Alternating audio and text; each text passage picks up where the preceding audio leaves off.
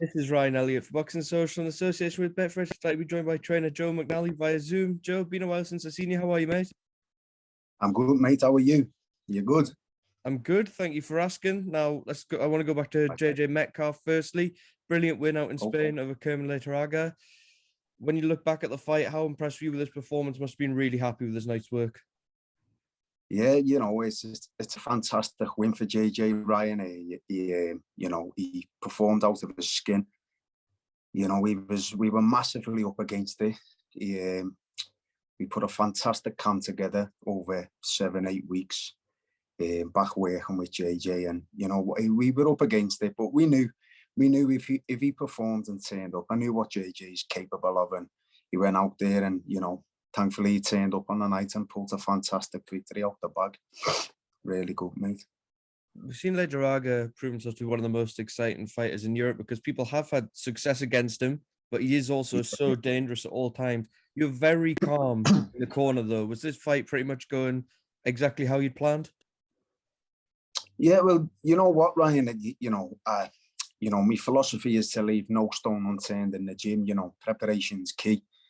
And with JJ, I've worked with James in the past, 4 or 5 years ago for 4 fights in conjunction with his father. And we had a fantastic relationship, and we parted terms we parted ways on good terms. And, we as the world goes and it turns around, we ended up back together.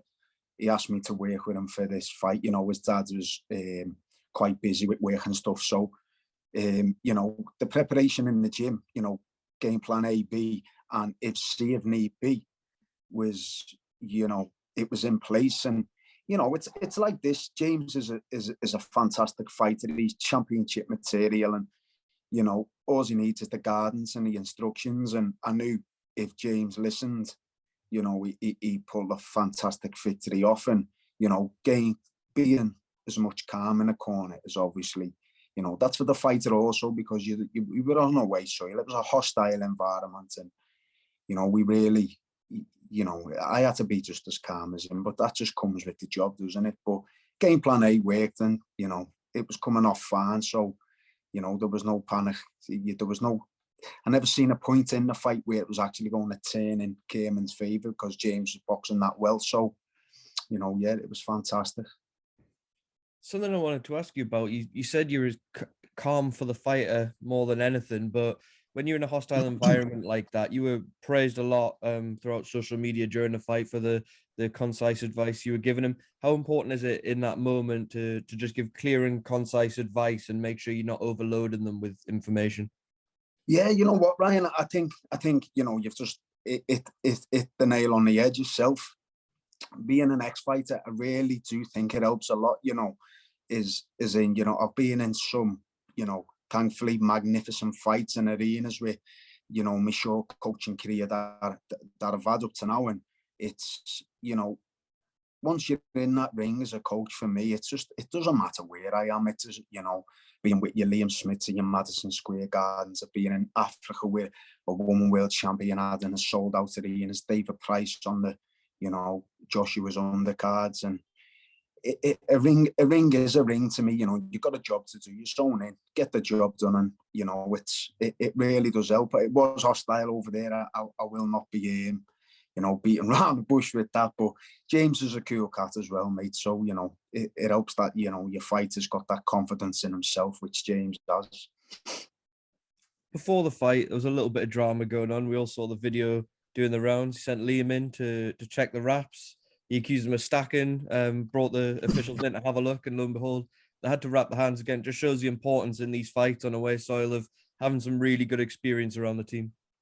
Yeah, Ryan, a lot went on, James. We weren't up against it just in Kerman, because Kerman is a fantastic fighter. He's a warrior to the core. And he's, when we got there, I just felt like it was going a bit too good for I was thinking, something's gone. But Liam Smith with the hand wraps, Liam Smith's so experienced, in the ring himself and outside the boxing on the business sense. He's been there, seeing it, done it. He knows in and out. Now, I also, I know Kerman's had hand problems in the past, So the first scenario started with the actual size of the ring itself. You know, I was on the rules meeting with the WBA and the Spanish Federation, and you know, the representative for me with Matchroom, I asked the Spanish Federation of the ring size. They notified me it was 19 foot inside the ropes, which is along the lines of just under 6 meters or something around that. But I said, okay, I brought a tape measure with me. I want to measure the ring. There was a lot of panic in the room at the time. The ring cannot be changed and stuff like that. But lo and behold, me and the other coach, Declan O'Rourke, we goes over, we measures the ring. It was just under 17 foot, which is illegal in any international fight. You know, the minimum is 18, the maximum is 24. For a fair crack of the whip, you know, 20 is perfect. For a good, if a boxer wants to run a counter punch or a pressure fighter can easily cut off a ring off in 20 foot. So lo and behold, you know, we was willing to fly home. You know, I said to James, but the preparation you've had's gone fantastic. You know, John Pegg, Sam Eggington, Liam Smith, they helped us out a lot. So I said, you're not going to waste this opportunity with, you know, getting stitched up with an illegal ring.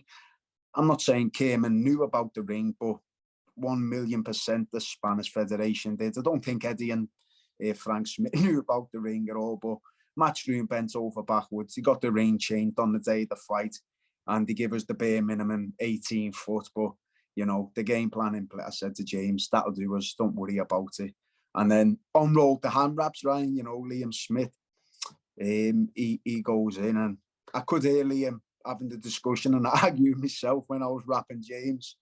And it's just the experience, you know. I think every little 0.1, 0.2 percentages on foreign soil, they add up, mate. And, you know, you need everything in your favour on them scenarios, definitely. In terms of what's next for JJ, Eddie said he more than deserves a big fight now. Any idea where you guys kind of want to take him? Yeah, you know what, Ryan? It's a funny question, because working with James 4 or 5 years ago, I knew he had the potential to go straight to the top. He had a few minor hiccups in that he got the KO loss with Cheeseman, and he just got pipped by 1 round against Kieran Conway. But, you know, I personally think, James, they should have been I wouldn't say a walk in the park, but they should have been fantastic victories for James Metcalf.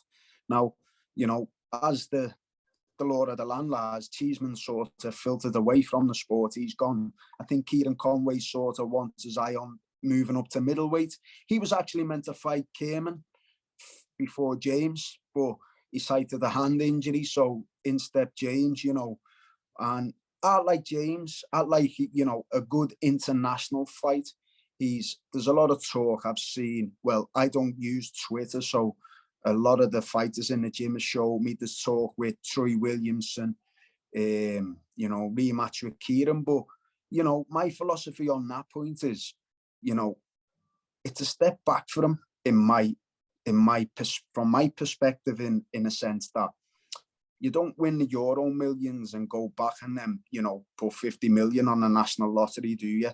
I'm not saying it's that big of a win, but he's gambled. He's took the gamble that a couple of fighters really didn't want to take, and he's won his little jackpot. So, you know, no disrespect to Troy and his trainer Craig, that fantastic team. It's a fantastic fight, but, you know, James is a bit long gone in his career to sort of step back. I really want him to push on for a good international name, win that. He's in the top 15 with the WBA, if not higher, and, you know, I'm sure he's in the top 7. I'm not sure. I haven't really checked, but push on from a good international name and see where the corridor lies. And that's the route I'd like to take for him. You know, he's paid his dues to the sport, and, you know, see what Eddie and Frank can come up with, what the team can come up with for him. Just a word on Liam Smith then. Another fantastic win for him over Jesse Vargas. He's in a fantastic position rankings-wise now. I think he's top 2 WBO, top 3 WBC.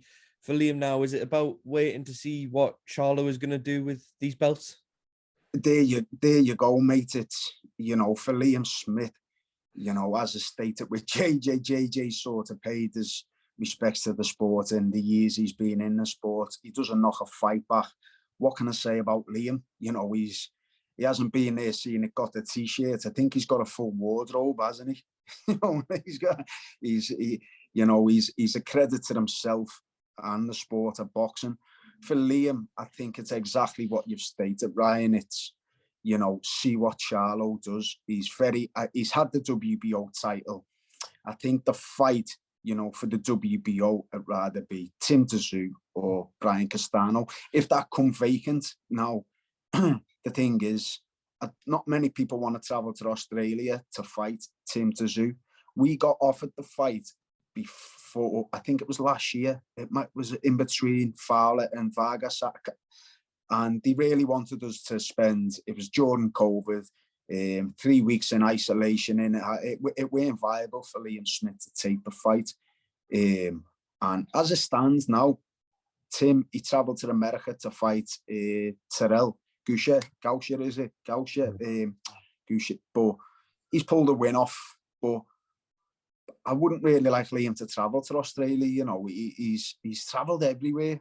He'd go anywhere, but it's just like the away fighter again. And it's like, you know, he's a big name himself, Liam, in the sport, and especially in the States. But then you've got Sebastian Vendora, you've got, you know, Tony Harrison, Charlo. You had the Russian kid who beat Liam, but he priced himself out of a fight with Liam in the Echo Arena when Anthony Fowler took the fight. So it's like Liam won the fight. He never got the decision. It's just one of them. Kubanov, crack on what you're doing. You know, stay in your backyard and play the Mayweather role that you're playing, and you know, it's be what it be. But what I'd like for Liam is yet to see what happens with the belts, you know, and try and maneuver himself in, even if he keeps one tick over fight where the odds are slightly in his favour.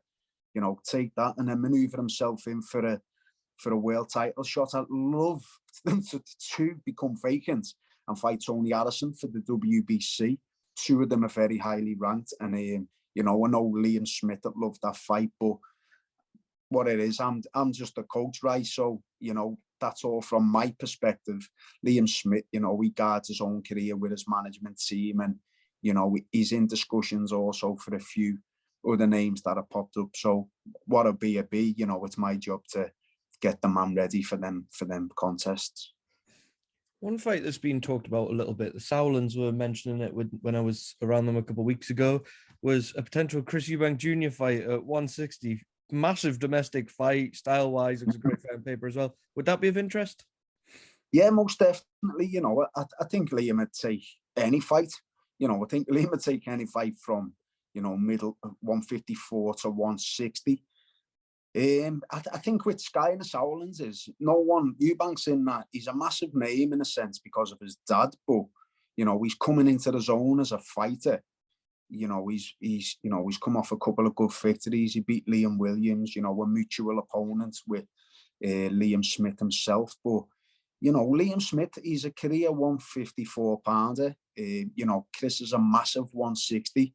If and it is a big if, you know, they did discuss and take the fight, I'd like Liam to negotiate with his management to sort of be at a catchweight, you know, 157, 156.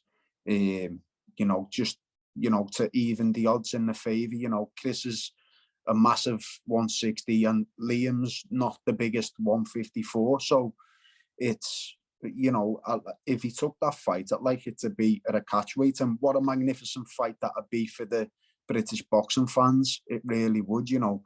I know a lot, Chris has got, you know, a good team behind him. He's with Roy Jones Jr. and, you know, Liam carries a lot of experience and, you know, I truly believe he's at his physical peak right now. So it makes an interesting fight, definitely.